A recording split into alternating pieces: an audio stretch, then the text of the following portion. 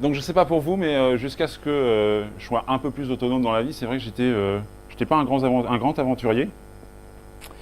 Et puis quand j'ai commencé à travailler, j'ai des amis qui m'ont dit hey, on va faire un saut élastique. Pourquoi pas?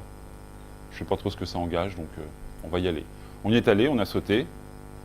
Voilà. Quelques temps plus tard, j'ai rencontré ma femme actuelle, toujours. Et il se trouve qu'elle faisait du saut élastique, donc on a accroché comme ça. J'ai dit, ah, moi aussi j'en fais. Fait, non, mais t'en fais pas comme j'en fais. T'es mignonne, toi, ma cocotte, mais si. Et en fait, non, j'ai découvert qu'elle faisait du saut élastique, elle aidait les gens à sauter d'un viaduc, les garder en vie. Et puis, de fil en aiguille, je me suis retrouvé à faire la même chose. Et maintenant, ça occupe 32 week-ends par an de ma vie. Ouais, quand je suis pas ici ou ailleurs. Et j'y trouve énormément de parallèles avec le monde de l'entreprise. Et en plus, je vais vous passer une petite vidéo pendant la session. Où cette vidéo m'a fait réaliser qu'en fait, il y a des choses essentielles quand on cherche à se transformer, que ce soit pour un petit moment comme ça, où vous allez être sur une plateforme qui n'est pas plus grande que ça, pendant toute une journée et que vous allez devoir sauter, et quand vous êtes dans une entreprise et que vous devez faire évoluer la manière dont vous travaillez. Et ça, c'est Agnès qui me l'a fait découvrir. Je vous laisse avec Agnès et je reviens.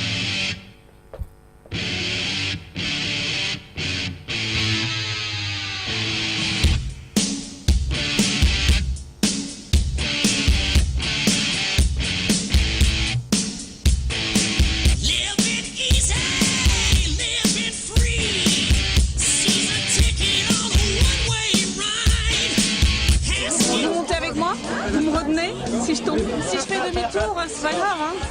Vous m'en voudrez pas. Bon courage maman, c'est le monsieur qui filme pour maman.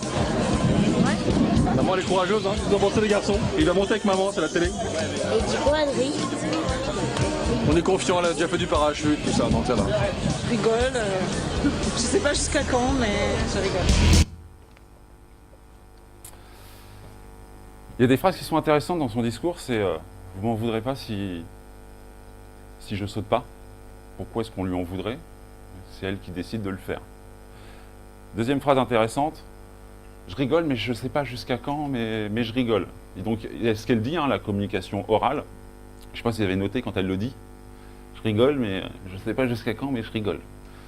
Faire attention à sa communication non verbale, hein, c'est ce qui va exprimer beaucoup plus de choses. Et déjà à ce moment-là, on sent qu'elle n'est pas forcément hyper sereine. On va se poser la question, c'est comment elle en est arrivée là? Comment elle en est arrivée à aller se faire équiper pour monter, pour mettre sa vie en danger? Comment ça se passe généralement chez nous? Enfin, chez nous, quand on fait sauter des gens, que ce soit d'une grue ou d'un viaduc. Il y a différents cas de figure, hein. Vous avez l'enterrement de vie de garçon, le truc assez classique où le monsieur arrive les yeux bandés et jusqu'au moment de se faire équiper, il ne sait pas qui saute. On a très rare cas des gens qui viennent, qui peuvent faire 700 km, ils viennent de la Belgique ou ce genre de région et ils viennent sauter. Ils sont venus tout seuls, ils ont pris leur voiture. Je sais pas, c'est peut-être sur le ring de Bruxelles, il y a un moment, je vais tourner là, je vais aller sauter. Et puis on a des gens qui viennent en groupe. Et souvent ça commence comme ça. Hey les gars, ça vous dirait de venir sauter? Et il y a une répartition assez non homogène des gens. C'est entre ceux qui ouais, j'y vais. Et puis ceux qui, ouf, ouais, après tout, pourquoi pas? Pourquoi pas? Puis plus ça va, plus on a des populations, si je dis non, qu'est-ce qui va se passer? C'est pas génialissime.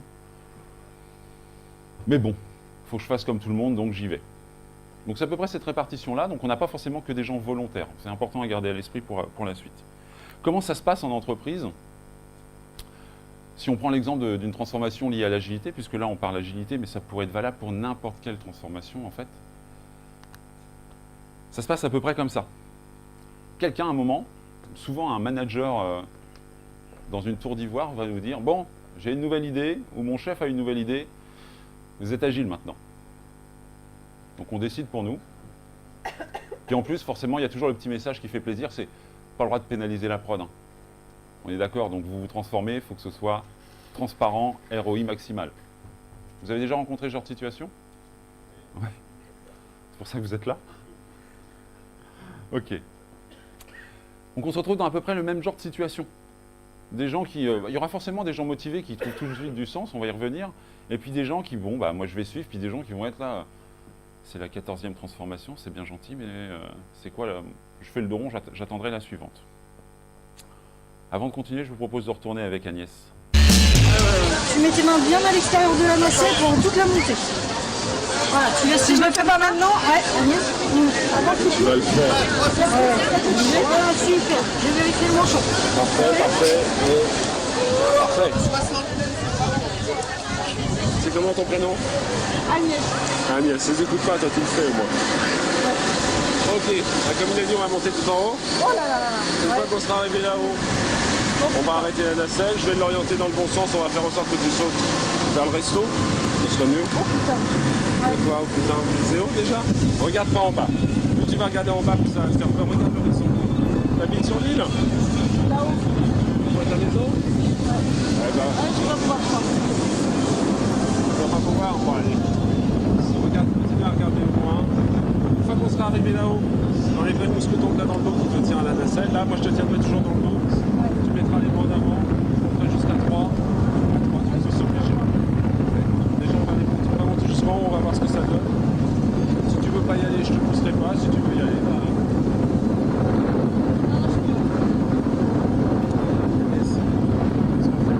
Là, t'as fait le plus dur. Le plus dur, c'est de monter. Là, maintenant, regarde, on est stable, on est bien, on bouge plus. Vraiment bien. Ce que je te propose, on va essayer de faire toute la séquence. Si tu me dis je veux pas y aller, bah écoute, on n'ira pas. Hein. Là, tu veux que je te dise un truc, Agnès? Je suis obligé de te tenir parce que t'es déjà penché dans le niveau. Ça veut dire que tu as envie d'y aller. Ok. Donc là, Agnès, elle vit un truc normal, hein, c'est que, je sais pas pour vous, mais on passe rarement sa journée à faire l'ascenseur sur une nacelle. Alors là, c'est l'île de Saint-Martin. Donc petite pensée pour eux, parce que je pense qu'aujourd'hui, ça ressemble plus du tout à ça. Et pour information, là où vous êtes, c'est l'aéroport de Saint-Martin, donc en fait, les avions décollaient, ils nous passaient au-dessus. Donc ça rajoutait un peu de stress à tout le monde.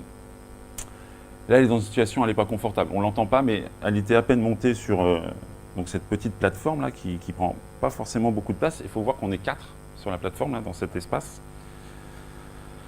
Ouais, ça se gère, faut juste pas regarder. Donc dès qu'elle monte dessus, elle est en stress, elle est en panique, et c'est là qu'on va chercher toutes les bonnes raisons pour pas le faire. Et elle a raison, c'est salvateur. Quelqu'un qui monte, il fait j'ai peur, mais c'est pas grave, je vais y aller, on serait un peu plus inquiet. Les réactions qu'on a généralement, c'est pas forcément celles des sauteurs qu'on doit gérer. Ça, c'est du texte, à part une où j'ai changé le mot parce que je ne savais pas s'il y avait des enfants aujourd'hui. Mais, ouais, si tu sautes pas, t'as pas de gonade, on va te le faire payer. C'est très motivant en fait comme phrase. Quand vous avez une personne qui se liquéfie au bord d'un petit sautoir comme ça, je pense que la plus belle, c'est quand même, c'est celle-ci. Bon, t'y vas parce que papa, il a payé. Hein. Si on va dans l'entreprise, je peux vous faire la même chose. Je vous ai payé un coach, donc vous l'utilisez. Hein. Vous avez jamais vécu ça? Pour les coachs, c'est un grand moment de solitude. Ouais. C'est sûr que ça va aider énormément d'avoir ce genre de message. Qu'est-ce qu'il y a d'autre? Bon, bah, ceux qui viennent d'apprendre, qui vont aller le faire. C'est important, il faut garder ça à l'esprit parce qu'après, on va voir que ça déclenche des questions qui sont totalement pas logiques. Alors, ça ne marche pas, si. Qu'est-ce qui se passe dans la tête d'Agnès? Dans la tête d'Agnès, je deviens son manager. Mais manager au sens, c'est moi qui décide pour elle. À tel point que si je saute pas, vous me poussez. Hein. Surtout, vous y allez, vous me poussez. C'est là où on a toutes les questions qui nous viennent. J'ai eu le cas, hein, un coach que j'ai fait sauter une fois qui m'a dit arrivez là, hein. Donc le moment où vous avez envie de passer le moins de temps possible. C'est le vide, vous avez un élastique de 10 kg qui vous tire vers le sol. Attends, est-ce que j'ai fermé j'ai fermé ma voiture? Parce que c'est vraiment la question qu'on a besoin de se poser à ce moment-là. Je sais pas. Surtout que la voiture était juste à côté. Eh ben non. Non. On n'a pas le droit d'emmener la personne dans notre zone de confort à nous. Si je la pousse, elle va vivre une chute, elle va avoir peur, et en aucun cas elle va le prendre de plaisir. On est normalement là, même si ça paraît étrange pour certains, on est là pour aider la personne à prendre un plaisir, à faire un effort qui va lui provoquer des sensations agréables. Ce n'est pas notre plaisir à nous. Notre plaisir à nous, c'est qu'elle soit en posture d'y aller par elle-même. Donc on ne pousse pas les gens, il n'y a pas d'intérêt, il faut vraiment que ce petit moment de cette décharge électrique qui fait que, allez, j'y vais. C'est ça qu'on cherche. En fait, c'est accompagner la personne d'un état stable, les pieds sur le sol, à un autre état stable, suspendu à un élastique. Entre les deux, je suis d'accord. Il y a un petit moment d'instabilité assez fort, qui fait qu'on pourrait avoir l'impression que ça ne va pas le faire. Mais tout le travail, c'est passer de cet état A à cet état B, pour que la personne ait vécu cette chose-là et découvert ses capacités à aller au-delà de cette zone de confort-là, ce petit doudou qu'on garde sur soi et qu'on essaye qui nous cajole et qui nous rassure, et d'aller étendre sa zone de confort, en passant par sa zone d'apprentissage. J'imagine qu'il y a 2-3 coachs qui vont en parler aujourd'hui, donc je ne vais pas forcément spoiler pour l'instant. On n'a pas le droit de dire, bah allez, c'est moi qui décide, tu y vas, et puis c'est comme ça, c'est pas autrement. Sinon, il y a de fortes chances que la personne nous attende en bas et ça finisse mal. On n'y tient pas trop. Autre constat, admettons qu'on fasse sauter 100 personnes dans une journée, on a peut-être un refus.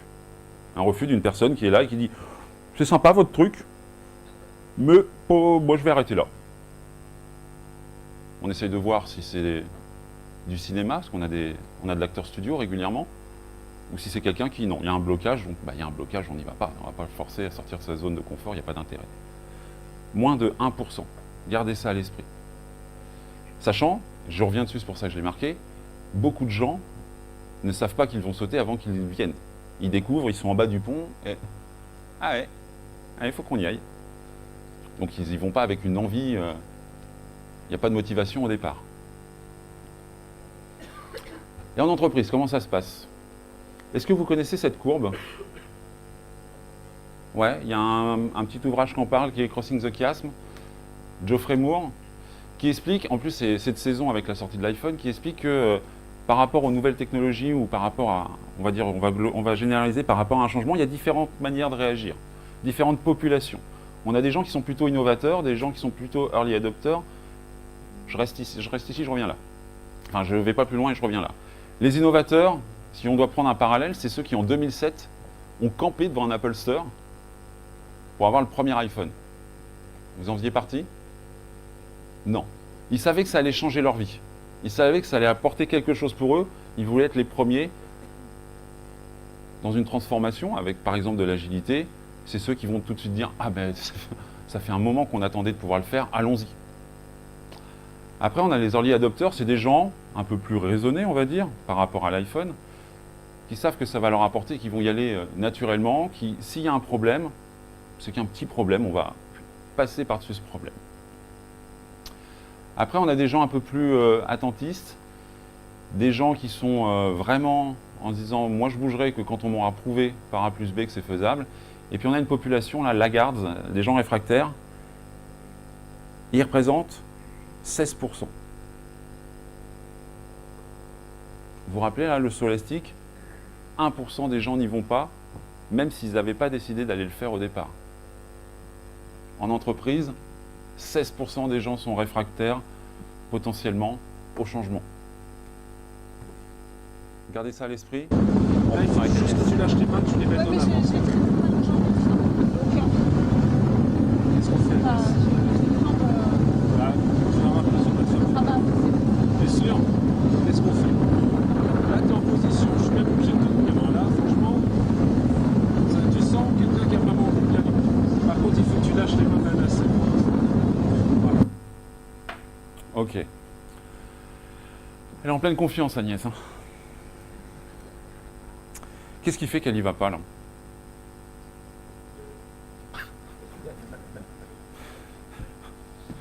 Avec des petits Boeing qui passent à côté à 50 mètres au-dessus de nos têtes, elle profite de la vue. Alors la vue, il faut reconnaître qu'elle est jolie. Là où nous on saute habituellement, c'est entre Le Mans et Rennes, si vous voulez, on n'a pas tout à fait la même mer que pour les grandes marées.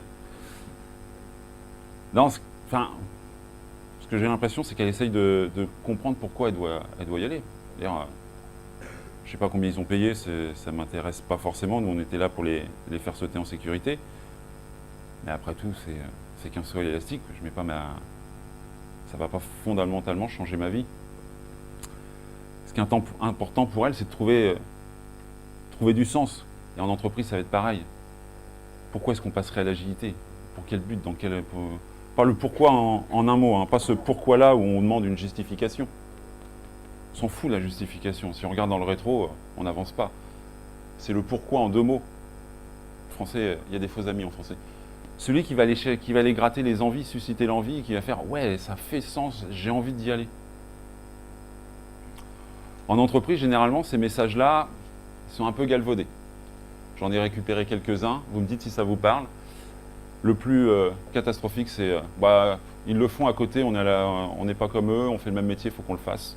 Ça, c'est formidable de donner du sens comme ça. Il faut qu'on copie les copains. Parce que la dernière transformation n'a pas été géniale, ou alors parce qu'on ne lui a pas laissé le temps d'être génial. Beaucoup d'entreprises que j'ai pu croiser vous invitent au pot final de la transformation agile.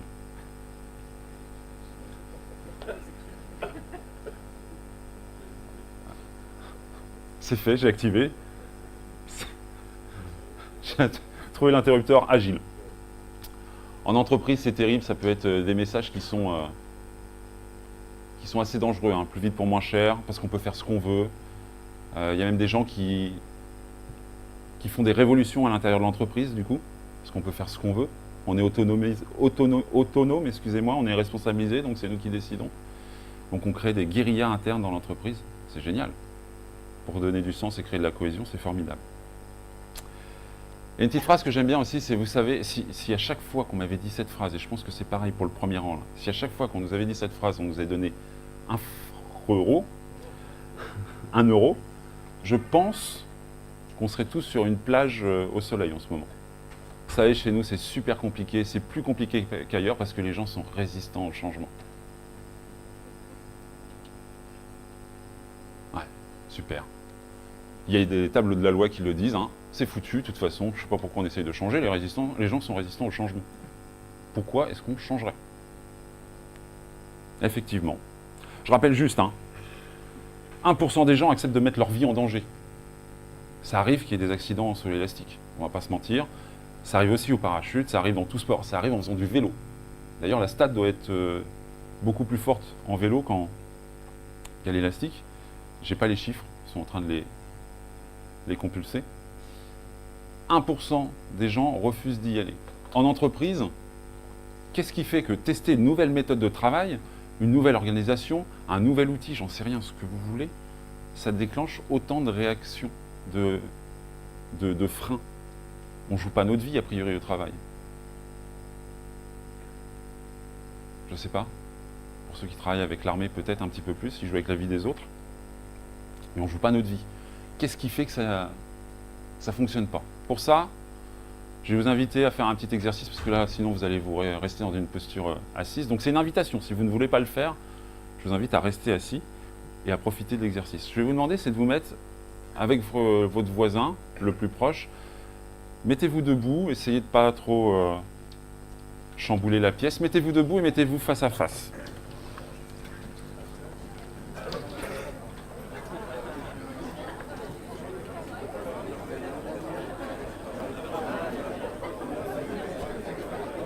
Il n'y a pas besoin. Alors attention aux mots, en français, ils sont très très très précis. Tout en étant face à face, sans bousculer son voisin de derrière, je vais vous demander de changer quelque chose sur votre apparence. Sur ton apparence, sur toi, change quelque chose.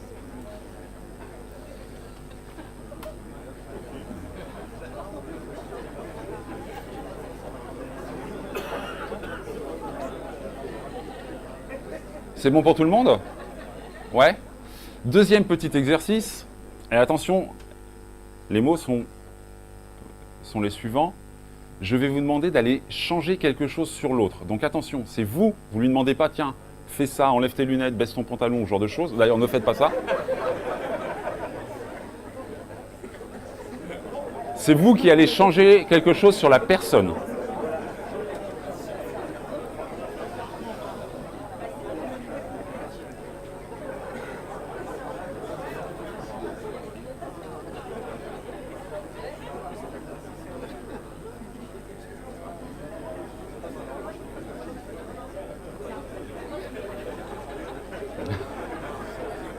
C'est bon pour tout le monde? Ok. Vous pouvez vous rasseoir. Alors tout l'enjeu par contre c'est quand même un bon débrief après un exercice, sinon ça ne reste qu'un jeu. Sans être dans l'analyse. Sans être dans l'analyse, qu'est-ce que vous avez ressenti quand vous avez changé quelque chose sur vous-même?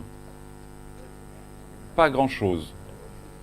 Pour ceux qui ont enlevé leurs lunettes, un peu plus de flou. C'est pas la première fois que je le fais, j'ai déjà les réponses chez les anti-sèches. Pas grand-chose. Qu'est-ce que ça provoque en vous quand quelqu'un vient changer quelque chose chez vous?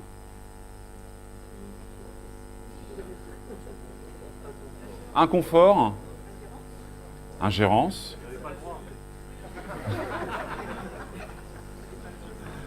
d'autres choses? Inquiétude, stress. C'est étrange ça quand même. Curiosité, quand quelqu'un vient changer quelque chose sur toi?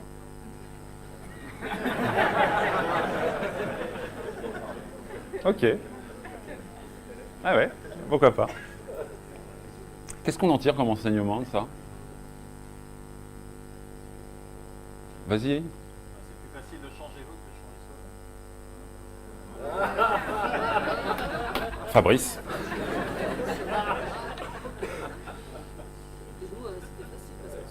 Vous vous connaissiez? Ça allait forcément arriver ce genre.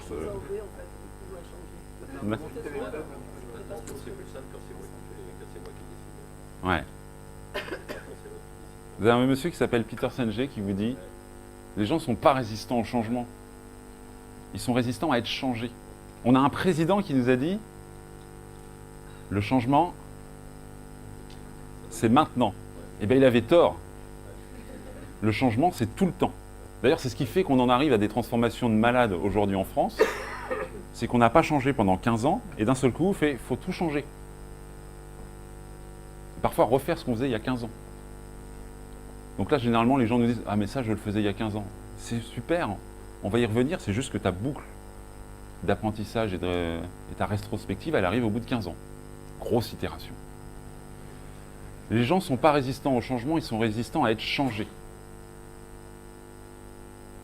On garde ça à l'esprit? C'est bien gentil tout ça, mais qu'est-ce qu'on en fait?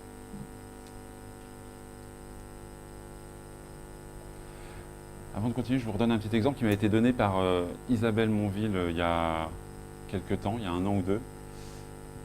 Vous savez combien de fois un bébé tombe avant de savoir marcher? En moyenne 500 000 10 000? Oui, quand même. Il y a peut-être un petit souci de motricité. En moyenne, c'est à peu près 2400 fois. Oui, il y a quelqu'un qui a dû, comme le siège Ikea, qui a dû... Vous savez ce qui fait que le bébé, il continue? Romain doit savoir en ce moment, il est en plein dedans. Il est encouragé. Exactement. Il est encouragé, on l'encourage. Ouais, c'est bien, c'est pas grave, t'es tombé, mais c'est pas grave, tu vas y arriver. On a rarement vu des bébés qui, au bout de 3-4 chutes, se sont dit « Oh, vous savez, moi, la marche, le ramping, c'est bien, je vais continuer comme ça. » Si vous en avez, pourquoi pas. C'est les encouragements. On parlait d'envie tout à l'heure, d'encourager. Et attention, pas le droit de pénaliser la prod. C'est un bel encouragement, ça. Avec Agnès, c'est pas de lui dire « Bon, tu le fais, de toute façon, maintenant, t'as payé. » C'est de susciter l'envie chez elle d'y aller. Qu'on est sur des mêmes schémas au niveau du cerveau des personnes. Donc c'est bien gentil, on en fait quoi tout ça? Donc là, j'ai 7,5 cadeaux à vous faire. Et je me suis rendu compte que j'avais 2 fois le numéro 6. Ça vous apprendra à finir les slides à 2h du mat. Premier petit cadeau. Quand vous êtes manager, quand c'est vous qui êtes le décisionnaire de la transformation, cherchez pas à être la personne qui impose les choses.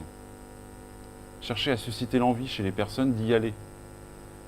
Essayez. Donc là, je vous ai mis quelques petites références. Elles sont mises à la fin des supports. J'ai essayé de tout remettre. Essayez de devenir un hôte pour vos équipes. Host en anglais, et pas, parce qu'un hôte en français, c'est la même chose que hôte en français. On peut être à la fois l'hôte et l'hôte. C'est compliqué.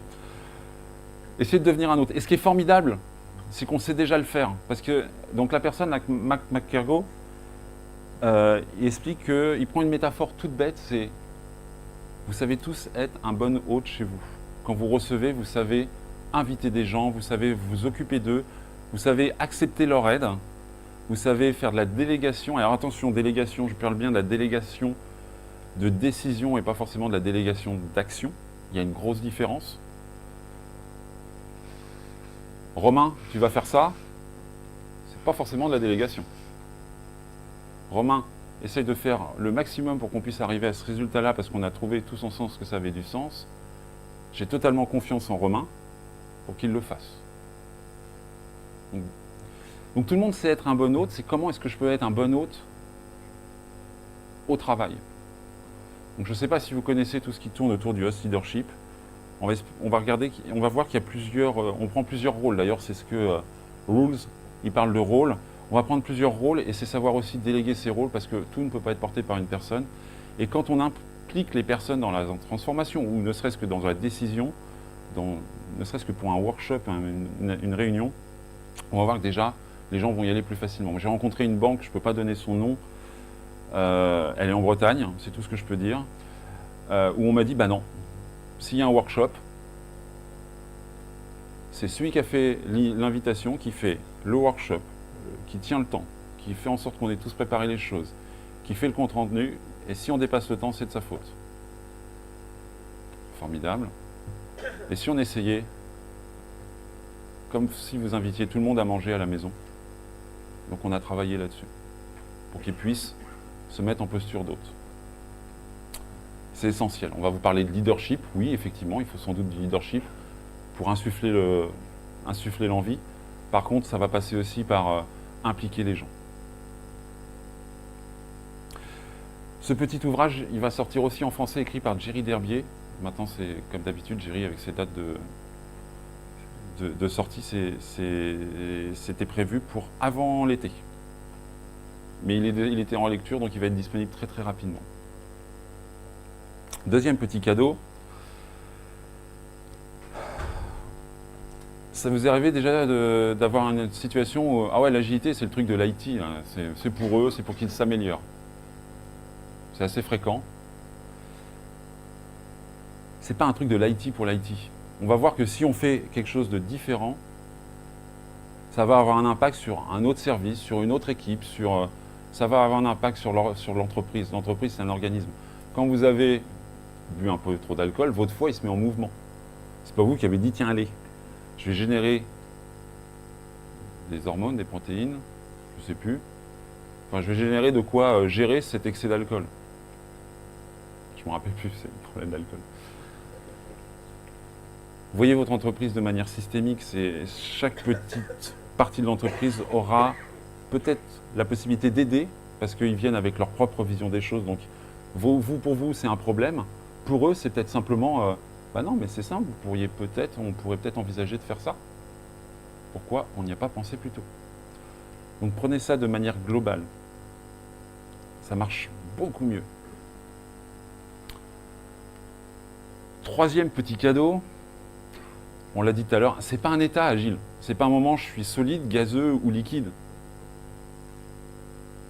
J'ai eu des gens qui m'ont dit emmenez-nous, on est à 9 sur 10 sur l'agilité, on peut passer à 10 sur 10. Dans leur référentiel, ils étaient à 9 sur 10. Dans le référentiel des gens qui ont l'habitude de faire de l'agilité, ils étaient peut-être à 3 ou à 4. À la rigueur, on s'en fiche. Mais il n'y a pas un état je suis agile, un état je ne suis pas agile. C'est un chemin. Et c'est un chemin qui est dur à prendre, je pense. faut prendre la décision d'accepter le changement. Et d'accepter que le changement va être permanent. Que les bonnes décisions que vous aviez prises à un moment donné, 6 mois après, elles sont totalement antinomiques avec avec ce nouveau contexte. C'est pas évident, hein. C'est-à-dire que le confort de la petite couette, il est remis en question tout le temps. C'est un chemin. Et il ne se termine pas, il n'y a pas un pot de fin d'une transformation qui implique l'être humain. Souvent, l'agilité, on va vous parler de méthodes, Scrum, etc. On va y revenir. Pour ça, je vous invite à aller voir tout ce qui tourne autour de ce petit pattern ADKAR qui veut dire Ability, Knowledge, Desire, Awareness et Reinforcement, avec mon accent breton. Où en fait, il faut savoir susciter l'envie, créer du désir. Ensuite, il faut savoir propager les choses pour que ça se répande et que ça crée un mouvement. Avoir des capacités, de la connaissance. Et surtout, ce n'est pas un état. Ça se travaille. Il y a un coaching dojo tout à l'heure. Un dojo, c'est permanent. Ce n'est pas parce qu'à un moment donné, vous avez atteint un état qui va être constant.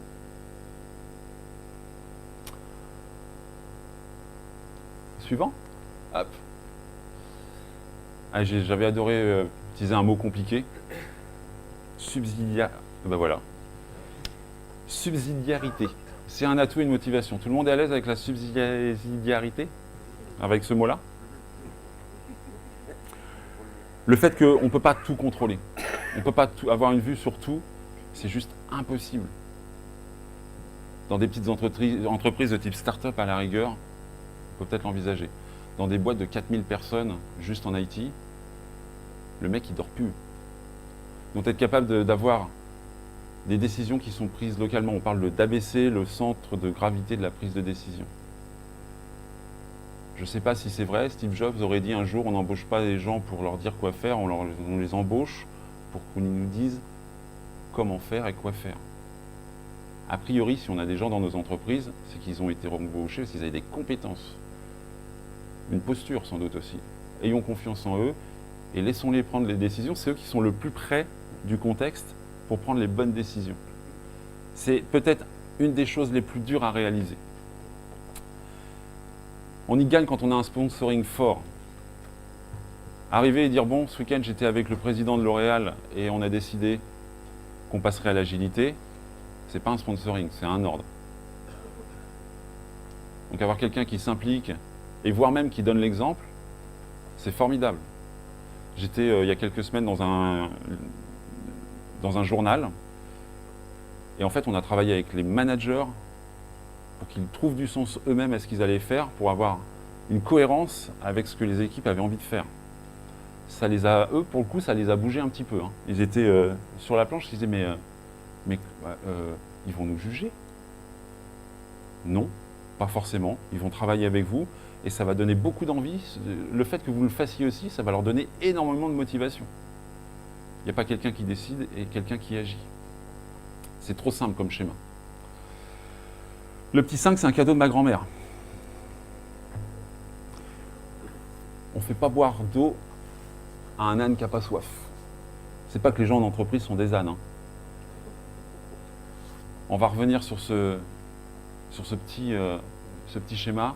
Si vous voulez commencer quelque chose, commencez par la population qui est la plus motivée pour y aller. On va parler de terreau fertile, de terreau agile si vous êtes sur de l'agilité.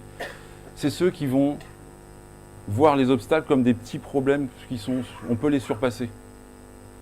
Si on commence par la population qui est tout à droite, rappelez-vous les 16% de réfractaires, vous allez sortir les rames.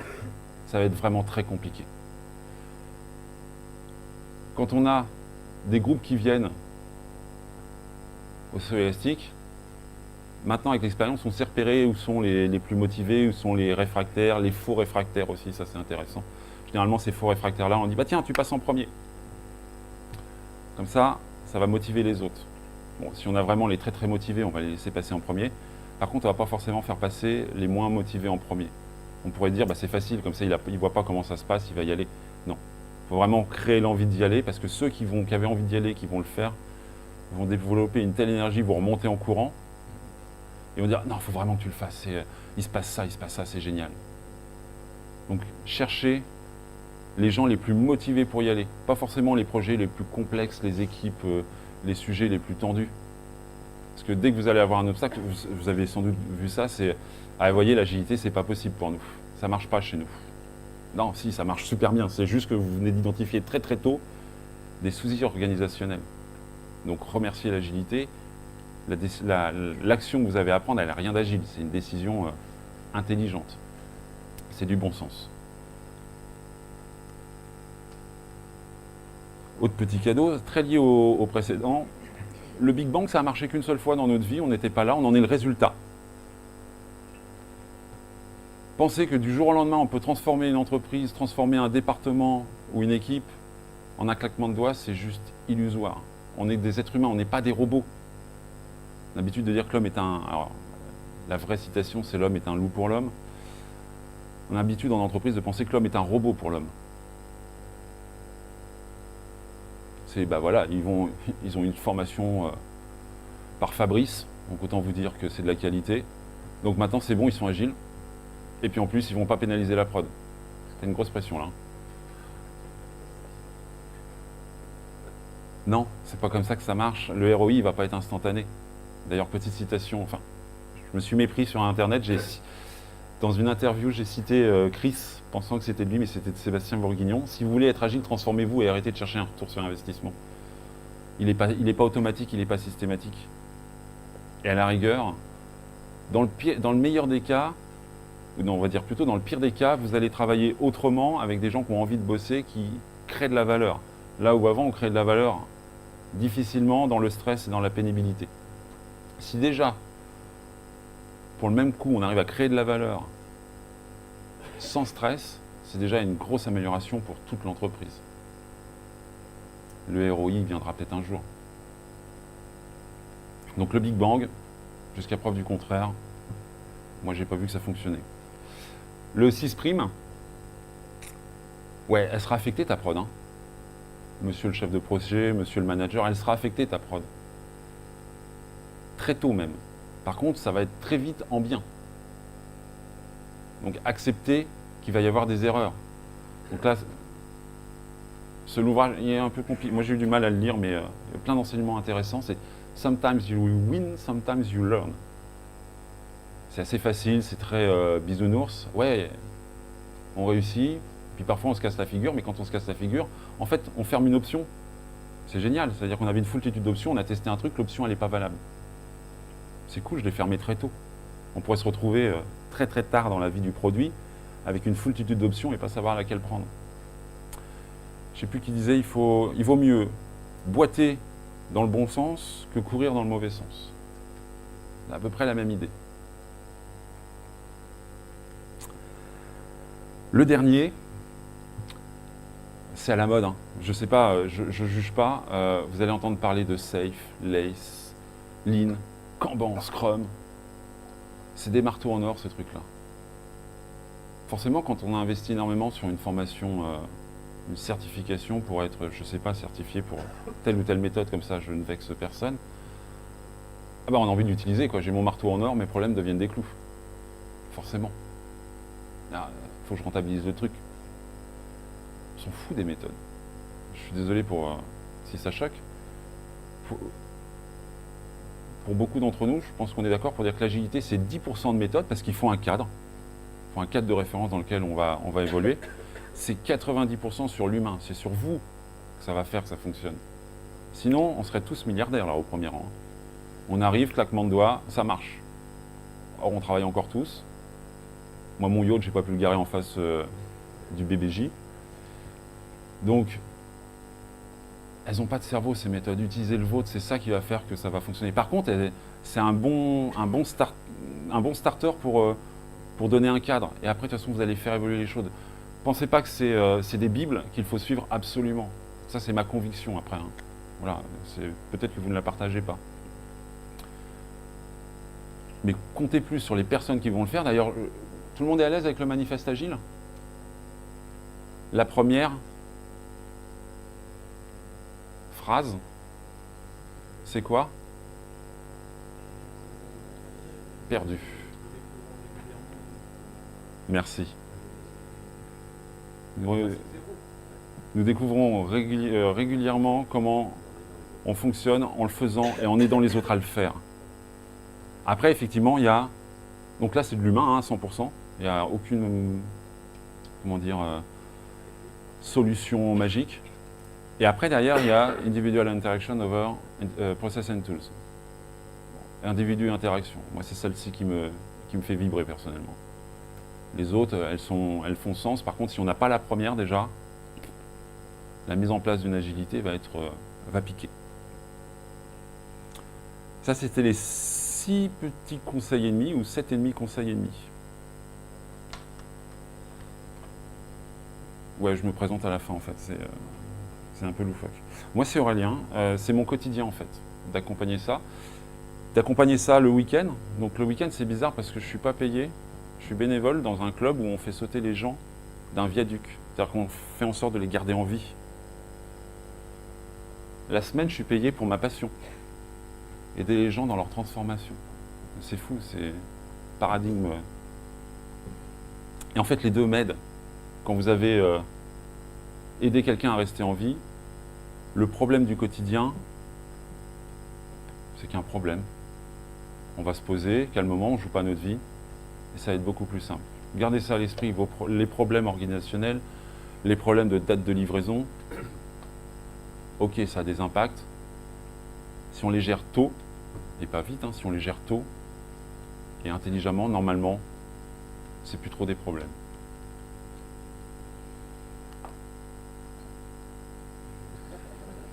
Ouais. Comme ça. Ça te fait peur, c'est normal ça. Sinon tu ne l'aurais pas fait. Je vais essayer de compter jusqu'à 3. S'il y a 3 qui te écoute, s'il y a 3 tu le sens, tu y vas. Si tu dis non, c'est pas pour moi, c'est pas drôle, ça me plaît pas, on descendra. D'accord? Le film te plaît? On y va. Allez, 1, 2, 3.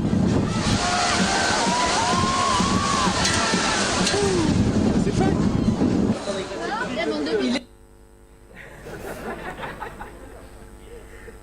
Vous avez vu la communication non verbale d'un coup? Vous avez entendu ce qu'elle a dit? Allez, on y va. Donc à ce moment-là, c'est plus à vous de décider. Hein. Elle veut y aller. On la laisse y aller. Elle a trouvé un moment donné, je sais pas, hein, j'ai coupé la vidéo, parce qu'elle parle beaucoup à un moment. Ah non, mais vous venez de sauter à l'élastique, vous avez une libération, c'est hallucinant. Moi, je me rappelle encore de mon premier saut il y a 15 ans. Depuis, j'en ai un petit millier entre les deux. Mais le premier saut, je m'en rappelle, ça vous libérez énormément de choses. Par contre, on sent tout de suite le moment où elle a envie d'y aller. Et à ce moment-là, il n'y a pas besoin d'un accompagnateur ou quoi que ce soit. Quoi. Laissez les gens faire, ils trouveront le chemin. Je ne sais plus si c'est un Confucius ou ce genre de personne qui dit « L'eau trouve toujours son chemin ». Laissez les choses faire. Ça, vous pouvez guider un petit peu au départ, mais laissez faire les choses. Donc la question c'est, est-ce que vous êtes prêts pour un grand saut? Ouais. Excusez-moi. On y va? Ils sont plusieurs dans sa tête.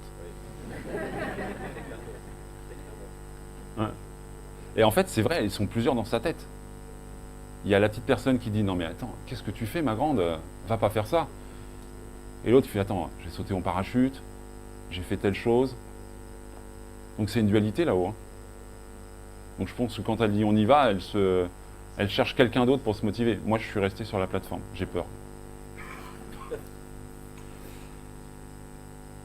Ce grand saut, il commence aujourd'hui avec Agile Pays Basque. Vous allez rencontrer plein de gens qui vont vous donner des idées, qui vont peut-être bouleverser vos schémas de pensée.